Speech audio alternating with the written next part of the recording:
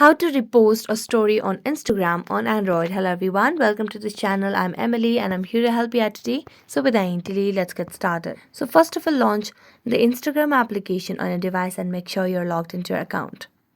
Now if somebody gets or adds you or mentions you in their story, that is the only situation when you will be able to repost that story on your Instagram.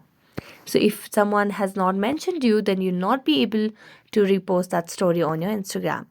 So if somebody has mentioned you, it will be notified to you. So here you can see the option of mentions. So just tap on it.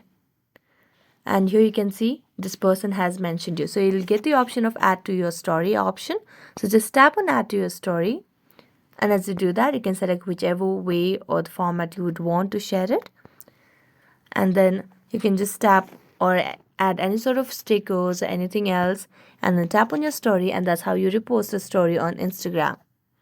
So that's it. Thank you so much for watching this video and see you next time.